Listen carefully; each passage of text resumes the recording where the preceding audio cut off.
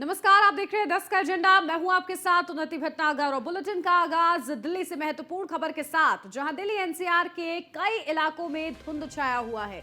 दिल्ली में बढ़ते स्मॉग से आम जनजीवन प्रभावित हुआ है। दिल्ली में प्रदूषण बढ़ने पर ग्रैब का स्टेज 3 लागू है, जहां स्टेज 3 में कई पाबंदियां लगाई गई हैं। सेंट्रल विस्टा जैसे विशेष प्रोजेक्ट रोक से बाहर रखे गए हैं।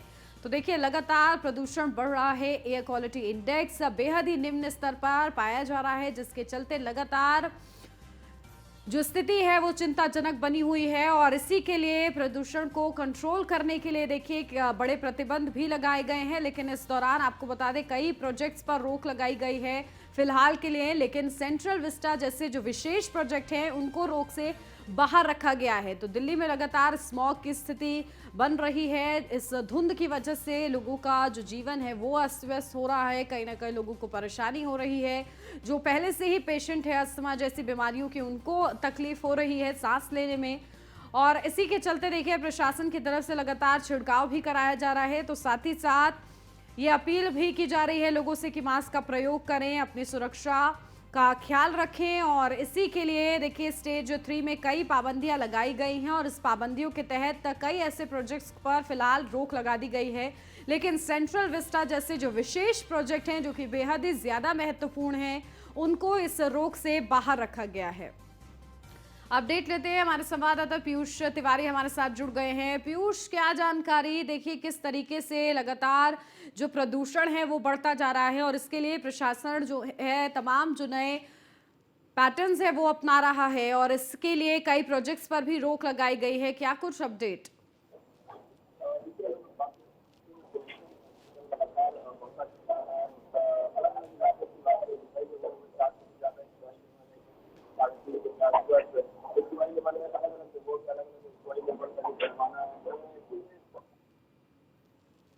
बिल्कुल, देखिए किस तरीके से लगातार ये प्रदूषण तेजी के साथ बढ़ रहा है। बहुत शुक्रिया पीयूष आपका।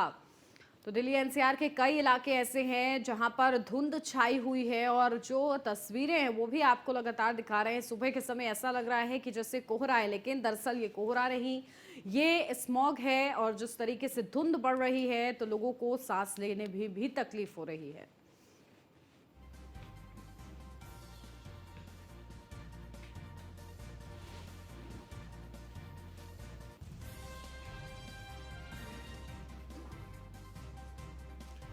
तो देखिए, दिल्ली एनसीआर के कई इलाकों में धुंध छाया हुआ है। दिल्ली में बढ़ते स्मॉग से आम जनजीवन प्रभावित हो रहा है लगातार। और इसके लिए प्रशासन जहां एक तरफ छिड़काव भी कराया जा रहा है, तो वहीं कई प्रतिबंध भी लगाए गए हैं। जो विभिन्न प्रोजेक्ट्स हैं उन पर फिलहाल के लिए रोक लगा दी गई है, ताकि और ज़्यादा प्रदूषण ना बढ़े इन कार्यों की वजह से। लेकिन सेंट्रल विस्टा जैसे जो विशेष प्रोजेक्ट हैं उनको रोक से बाहर रखा गया है। तो ये बड़ी अपडेट आपको बता रहे हैं। हाल ही में देखिए, दीपावली का त्यौहार होके गया, लोगों ने पटाखे जलाए और इसकी वजह से भी कहीं ना कहीं धुंध की समस्या दिल्ली एनसीआर में देखने को मिल रही है। और पीयूष हमारे संवाददाता हमारे साथ जुड़ गए हैं। पीयूष, देखिए किस तरीके से जो तमाम आयाम है वो अपनाए जा रहे हैं ताकि ये जो धुंध की समस्या है उसको काबू किया जा सके। प्रदूषण जो लगातार तेजी के साथ बढ़ रहा है, वापस से उसे नॉर्मल किया जा सके। इसके लिए क्या कोशिशें आपको ग्राउंड जीरो पर दिख रही हैं? देखिए, अगर हम बात करें तो दिल्ली के पुलिस किस तरीके से काम किया गया, लगातार सरकार की ओर से ये काम किया जा रहे हैं। और राजधानी में बढ़ते हुए प्रदूषण को देखते हुए कहीं ना कहीं यानी कि प्रोजेक्ट रिस्पॉन्स एक्शन प्लान है, जिसके तीसरे स्तर पर लागू कर दिया गया है। और निश्चित तौर से जो दिल्ली और एनसीआर में निर्माण और हॉस्पिटल और सड़क की गतिविधियों पर कहीं ना कहीं पाबंदी रहेगी। इसके साथ ही हम बात करें तो जो एक्यूआई लेवल है दिल्ली का, जहाँ अलग अलग इलाकों की बात करें तो 750 के आसपास एक्यूआई लेवल पहुंच गया है। तो निश्चित तौर से पानी का छिड़काव दिल्ली सरकार की ओर से लगातार किया जा रहा है। और एक्यूआई लेवल चूंकि गंभीर श्रेणी में पहुंच गया है, तो इसके लिए का तीसरा चरण लागू किया है। चूंकि आवश्यक जो परियोजनाएं हैं उसको छोड़कर सभी तरह के निर्माण और विध्वंस की गतिविधियों पर पूरी तरीके से रोक लगाई गई है। इसके अलावा फॉगिंग की मशीनें अलग अलग जगहों पर लगाई गई है ताकि दिल्ली के पॉल्यूशन को पाया जा सके। अगर बात की बात करें, आना आगे बढ़ पाते हैं। वहाँ पे 400 से ज्यादा एपीआई लेवल दिल्ली का है वो पहुंच चुका है। तो निश्चित तौर पर सरकार तमाम एहतियात बरत रही है, क्योंकि राष्ट्रीय सुरक्षा की बात करें, रक्षा की बात करें, रेलवे की बात करें, मेट्रो रेल संबंधित जितनी परियोजनाएं हैं उनको छोड़कर जो है इस पर रोक लगाई बुलाई जा रही है। इसकी वजह से कहीं ना कहीं बिल्कुल पीयूष, देखिए इस दौरान जो तमाम प्रोजेक्ट्स हैं उन पर भी रोक लगाई गई है, लेकिन सेंट्रा वेस्टा जैसे जो महत्वपूर्ण प्रोजेक्ट्स हैं उन पर उनको रोक से बाहर रखा गया है। क्या इस जैसे और प्रोजेक्ट्स इस लिस्ट में शामिल हैं? सफर पे जो जरूरी चीजें होती हैं उसकी बात करें, रक्षा की बात करें, रेलवे की बात करें, तो निश्चित तौर पर छोड़कर कहीं ना कहीं जो परिवार का बिल्कुल बिल्कुल, देखिए इन कोशिशों का क्या असर देखने को मिलता है और किस तरीके से इस जो गंभीर स्थिति में है, चिंताजनक स्थिति है, उसको कैसे कंट्रोल किया जाता है, देखना होगा। बहुत शुक्रिया पीयूष आपका तमाम जानकारी के लिए।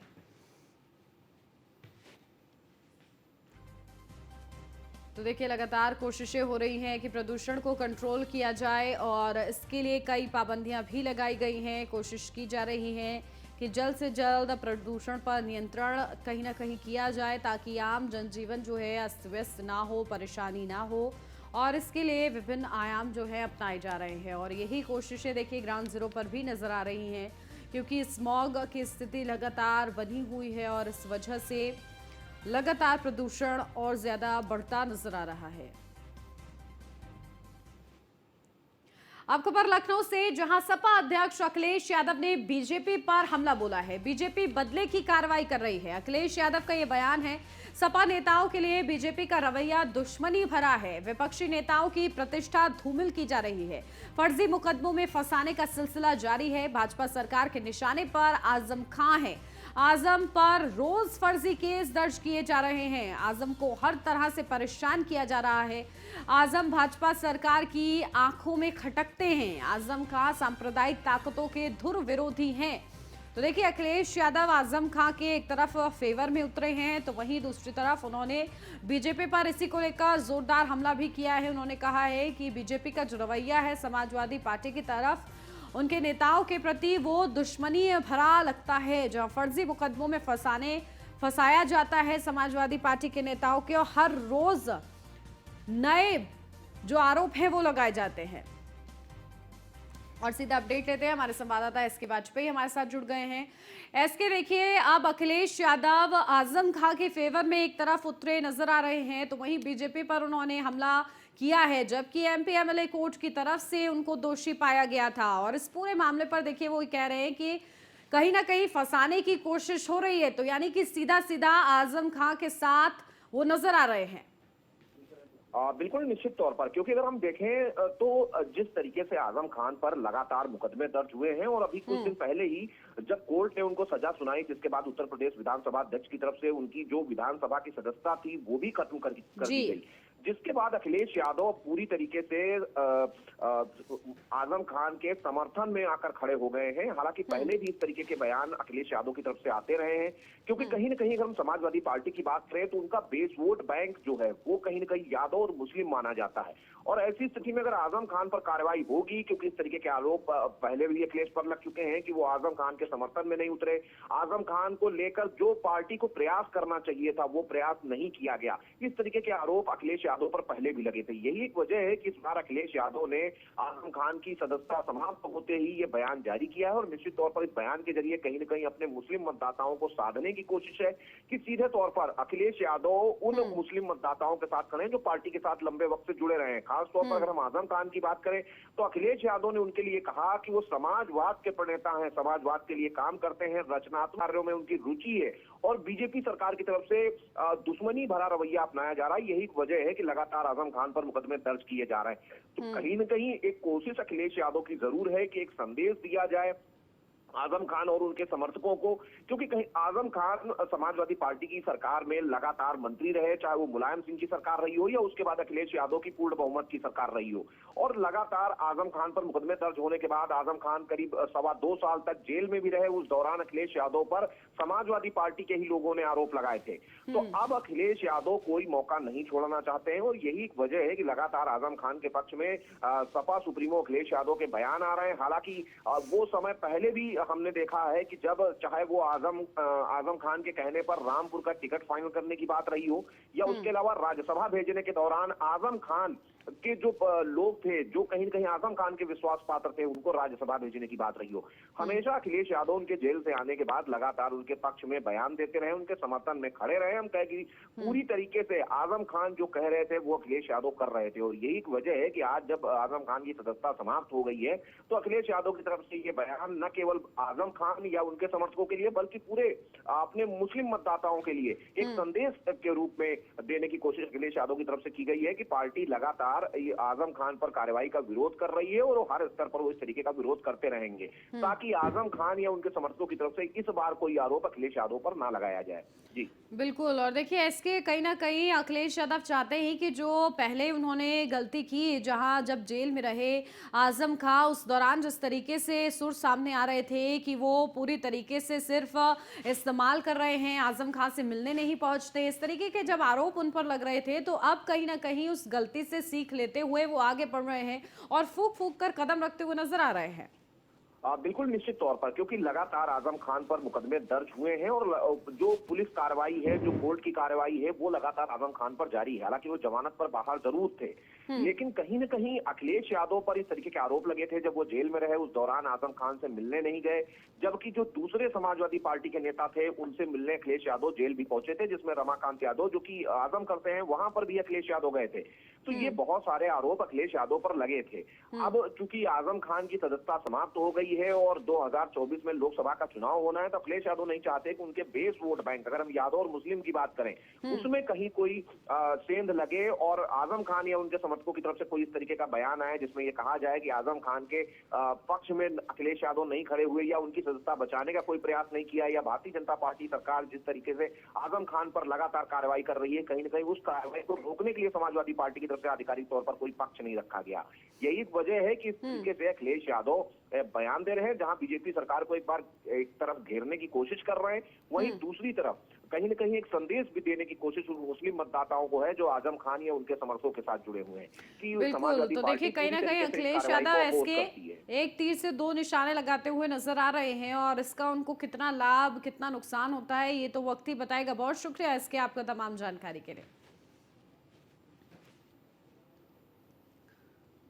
हमीरपुर दौरे पर डिप्टी सीएम केशव प्रसाद मौर्य सुबह 11 बजे विद्या मंदिर इंटर कॉलेज में शिरकत करेंगे। पीएम के मन की बात कार्यक्रम में शामिल होंगे। पार्टी कार्यालय में जनप्रतिनिधियों और कार्यकर्ताओं के साथ बैठक करेंगे। दोपहर 12 बजे सूरजपुर गौशाला का निरीक्षण करेंगे। दोपहर 12:40 से कलेक्ट्रेट पर लगाई गई प्रदर्शनी का अवलोकन करेंगे। दोपहर 2:50 पर पुलिस परेड ग्राउंड से हेलीकॉप्टर से लखनऊ के लिए रवाना होंगे। तो देखिए, डिप्टी सीएम केशव प्रसाद मौर्य का ये पूरा कार्यक्रम आपको बता रहे हैं। दोपहर 12 बजे सूरजपुर गौशाला का वो निरीक्षण करते नजर आएंगे। मन की बात कार्यक्रम में भी वो शिरकत करेंगे। दोपहर 12:40 से कलेक्ट्रेट पर लगाई गई प्रदर्शनी का अवलोकन करेंगे। दोपहर 2:50 पर पुलिस परेड ग्राउंड से हेलीकॉप्टर से लखनऊ के लिए वो रवाना होंगे। अपडेट देते हैं, हमारे संवाददाता अभिषेक कुमार हमारे साथ जुड़ गए हैं। अभिषेक, क्या जानकारी? देखिए, डिप्टी सीएम केशव प्रसाद मौर्य का खास दौरा है, इस दौरान बड़े कार्यक्रम उनके निर्धारित हैं, शुरुआत कहां से, क्या तैयारी?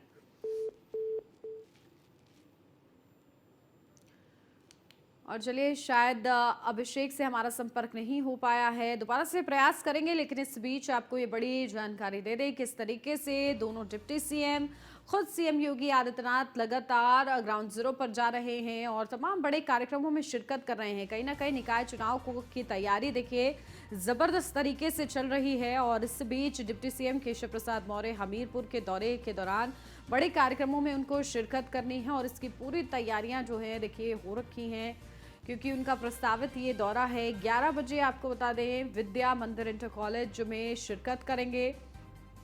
डिप्टी सीएम उसके बाद प्रधानमंत्री के मन की बात कार्यक्रम में भी शामिल होंगे, सुनेंगे साथ और पार्टी कार्यालय में जनप्रतिनिधियों और कार्यकर्ताओं के साथ बैठक करेंगे। और ये बैठक बेहद ही ज्यादा महत्वपूर्ण है क्योंकि इसी बैठक के जरिए डिप्टी सीएम केशव प्रसाद मौर्य बड़ा मूल मंत्र कार्यकर्ता और पदाधिकारियों को सौंपेंगे निकाय चुनाव के संबंध में भी, कि किस तरीके से बड़े मूल मंत्र के साथ आगे बढ़ना है, निकाय चुनाव कितना ज्यादा महत्वपूर्ण है आने वाले लोकसभा चुनाव के लिए भी, उसकी तस्वीर अभी साफ करने के लिए कितना ज्यादा अहम है, इसको लेकर भी बड़ा मूल मंत्र डिप्टी सीएम देते नजर आएंगे इस खास बैठक के जरिए।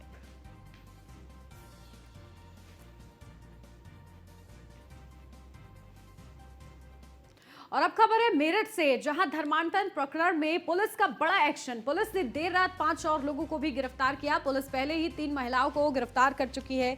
ब्रह्मपुरी पुलिस 8 आरोपियों को गिरफ्तार कर चुकी है। पूरे प्रकरण में 9 लोगों के खिलाफ दर्ज की गई थी एफआईआर। एक आरोपी अभी भी पुलिस की गिरफ्त से दूर है। बीजेपी नेता दीपक शर्मा के नेतृत्व में लोगों ने आवाज उठाई है। जहां मंगतपुरम बस्ती के लोगों ने एसएसपी से कार्रवाई की मांग की। मेरठ के थाना ब्रह्मपुरी के मंगतपुरम कॉलोनी का ये पूरा मामला बताया जा रहा है। तो देखिए, पूरे प्रकरण में 9 लोगों के खिलाफ एफआईआर दर्ज की गई थी। एक आरोपी अभी भी पुलिस की गिरफ्त से दूर बताया जा रहा है। मेरठ के थाना ब्रह्मपुरी के मंगतपुरम कॉलोनी का ये पूरा मामला है। बीजेपी नेता दीपक शर्मा के नेतृत्व में लोगों ने आवाज उठाई है। अपडेट लेते हैं, हमारे संवाददाता अतुल हमारे साथ जुड़ गए हैं। अतुल, क्या जानकारी, देखिए किस तरीके से ये पूरा मामला सामने आया है, क्या कुछ इस मामले की सत्यता रही है? देखिए, मेरठ के थाना ब्रह्मपुरी क्षेत्र के मंगतपुरम का मामला है, जहां पर एक भाजपा के नेता ने इन लोगों से मुलाकात करने के बाद ये मामला सामने आया है कि लोगों का धर्म परिवर्तन कराया गया है। सबसे बड़ी बात यह है कि कोरोना काल के चलते जिस समय लोग खाने के लिए परेशान थे, उन्हें ईसाई धर्म के लोग कुछ वहां पर खाना दिया करते थे। और उसमें एक सबसे बड़ी बात यह थी कि एक चैन बनी हुई थी। एक महिला को पहले ईसाई धर्म के लोगों ने खाना दिया, कुछ पैसे दिए, उसके बाद उसका धर्म परिवर्तन करवाया। उसी के बाद ये चैन बढ़ती चली गई, जिसमें लगभग 400 लोग इस मामले का अभी तक शिकार हो चुके हैं। ये एक रैकेट के रूप में काम कर रहे थे। मेरठ के अंदर जो गरीब बस्ती है, गरीब इलाका है मंगतपुरम, वहां पर जो ये कूड़े कचरे का ढेर होता है, वहां पर ये लोग रह रहे थे। उसके बाद में वहां पर उन्होंने इस तरह से रैकेट बनाना शुरू किया कि यहाँ से धर्म परिवर्तन की जो कहानी है यहाँ से शुरू होती है कि कोरोना काल में खाना देने के बाद लोग खाने के लिए परेशान थे, उनको खाना और कुछ पैसे दे करके, उनको लालच दे करके इस तरह से धर्म परिवर्तन की ये चैन शुरू होती है। और उसके बाद में जब ये मामला सामने आता है तो लगभग 400 लोग से ज्यादा इस मामले के शिकार हो चुके थे। एक व्यक्ति है जिसने अपने बेटे अपने परिवार में बच्चा होता है, उसकी पूजा पाठ करवाते हैं, जिसके बाद ईसाई धर्म के लोग आकर के वहां उसका विरोध करते हैं और उससे मना करते हैं कि इस तरह से जब आपने धर्म परिवर्तन कर लिया है तो पूजा नहीं की जानी चाहिए। जिसके बाद जो समाज के वहां के लोग हैं, जो कॉलोनी के लोग हैं, वो इस चीज का विरोध करते हैं। जिसके बाद में वो लोग उनके साथ बदतमीजी करते हैं, मार पिटाई करते हैं कि आपने धर्म चेंज कर लिया, उसके बाद आप इस तरह से क्यों पूजा कर रहे हैं। तो कहीं ना कहीं देखा जाए तो धर्म परिवर्तन की जो कहानी उत्तर प्रदेश के अंदर पहले देखने को मिला करती थी, लफ्ज जिहाद की कहानी देखने को मिला करती थी, अब ये धर्म परिवर्तन का मामला ईसाई धर्म का यहाँ निकल के आया, जिसमें काफी कई बड़े लोग इसमें सामने आ चुके हैं। अभी तक फिलहाल ने जो एसएसपी के आदेश पर 9 लोगों के खिलाफ मुकदमा दर्ज हुआ था। पुलिस ने 3 महिला और 5 लोगों को गिरफ्तार किया है, साथ ही पुलिस ने जेल भेजा है। लेकिन और जो अभी लोग हैं, जो इसकी सरगना है, इस रैकेट को चलाने वाली जो सरगना है, उनकी पुलिस तलाश कर रही है। पुलिस का कहना है फिलहाल कि मामले की जांच की जा रही है, जो लोग हैं उनसे पूछताछ की जा रही है, किस तरह से उनका धर्म परिवर्तन कराया गया, क्या दबाव डाला गया, क्या लालच दिया गया, उन सब चीज पर, उन पहलुओं पर पुलिस पूछताछ कर रही है अभी। बिल्कुल। और देखिए, धर्मांतरण की जहां बात की जाए अतुल, किस तरीके से सख्त नियम सीएम योगी आदित्यनाथ की तरफ से हैं और बावजूद इसके इस तरीके के मामले जो है लगातार सामने आ रहे हैं। चलिए, बहुत शुक्रिया अतुल आपका तमाम जानकारी के लिए।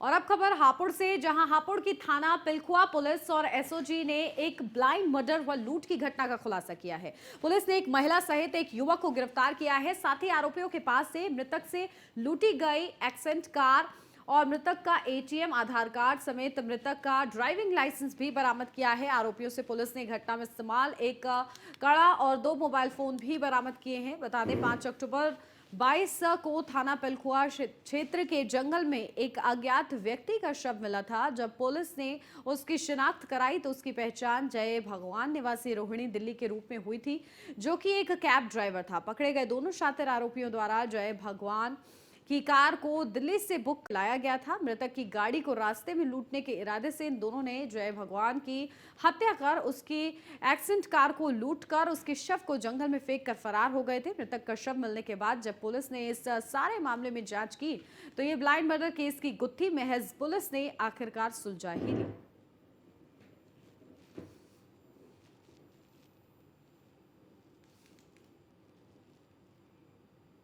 जिसमें विवेचना के क्रम में ये जानकारी हुई कि इसमें हत्या के साथ साथ उस मृतक की कार भी लूट ली गई थी। तो आज 2 अभियुक्तों को गिरफ्तार करने में सफलता प्राप्त की है।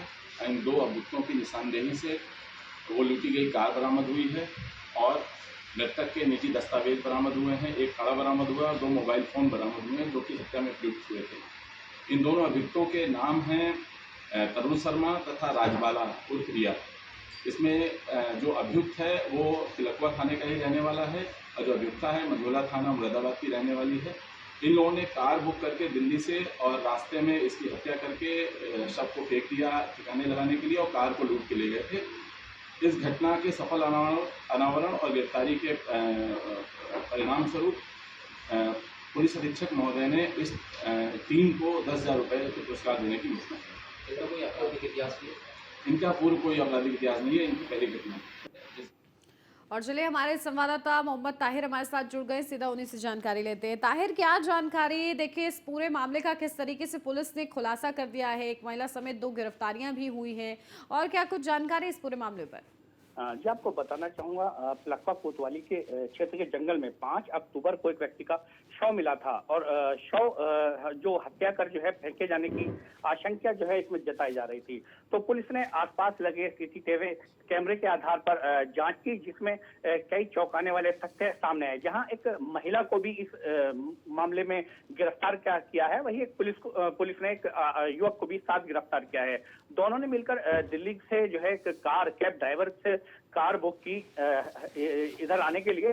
तो रास्ते में कार चालक की लूट के इरादे से हत्या की और शव को पिलखवा जो है फेंक कर जंगल में फरार हो गए थे। पुलिस ने इस मामले में बिल्कुल, देखिए बड़ा ये पूरा खुलासा हुआ है इस पूरे मामले पर और बड़ी सफलता मिली है। बहुत शुक्रिया मोहम्मद ताहिर आपका तमाम जानकारी के लिए। अब सीधा लिए चलते हैं आपको, जहां प्रधानमंत्री नरेंद्र मोदी संबोधित कर रहे हैं रोजगार मेले पर वर्चुअल माध्यम से, क्या कुछ कह रहे हैं सुनवाते हैं।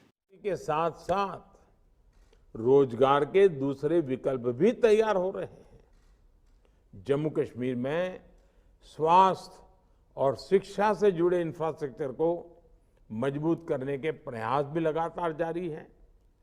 2 नए एम्स, 7 नए medical college, 2 state cancer institute और 15 नर्सिंग कॉलेज खुलने से यहां की प्रतिभाओं के लिए और भी ज्यादा नए अवसर बनेंगे।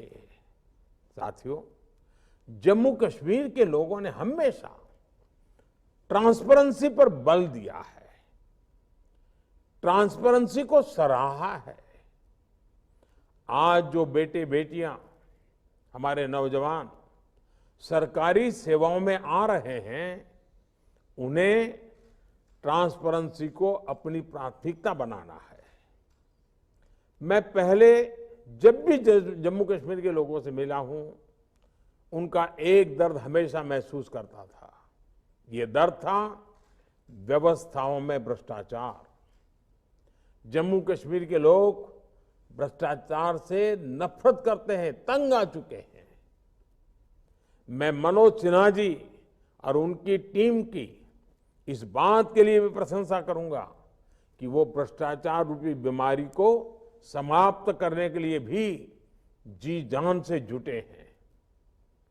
जो नौजवान अब प्रदेश शासन का हिस्सा बन रहे हैं, उनका ये दायित्व है कि वो पारदर्शिता के प्रयासों की, ईमानदार शासन के प्रयासों को मनोज सिन्हा जी के एक सच्चे साथी बन करके नई ऊर्जा दें। मुझे विश्वास है कि जिन युवाओं को आज नियुक्ति पत्र मिल रहा है, वो नई जिम्मेदारी को पूरी निष्ठा और लगन से निभाएंगे। जम्मू कश्मीर हर हिंदुस्तानी का गौरव है। हमें मिलकर जम्मू कश्मीर को नई ऊंचाई पर ले जाना है। हमारे सामने 2047 के विकसित भारत का विराट लक्ष्य भी है, जिसे पूरा करने के लिए हमें मजबूत संकल्पों के साथ राष्ट्र निर्माण में जुट जाना होगा।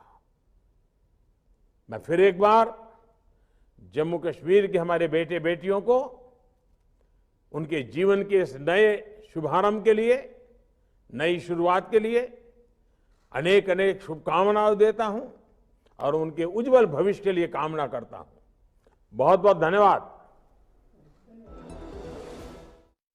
रोजगार मेले पर आप प्रधानमंत्री नरेंद्र मोदी को सुन रहे थे। किस तरीके से रोजगार को लेकर लगातार अपनी प्रतिबद्धता सरकार दिखा रही है और इस दौरान जिस तरीके से सौगातें दी जा रही हैं, प्रधानमंत्री ने आगे भी यही आश्वासन दिया है कि आगे भी इस तरीके से बड़ी सौगात सरकार की तरफ से मिलती रहेगी। बढ़ते आगे खबरों के सिलसिले में अब खबर संत कबीरनगर से, जहां अवैध अतिक्रमण पर बड़ी कार्रवाई हुई है। जहां डीएम प्रेम रंजन सिंह के निर्देश पर अभियान चला, करीब 2 हेक्टेयर की भूमि को अतिक्रमण मुक्त कराया गया।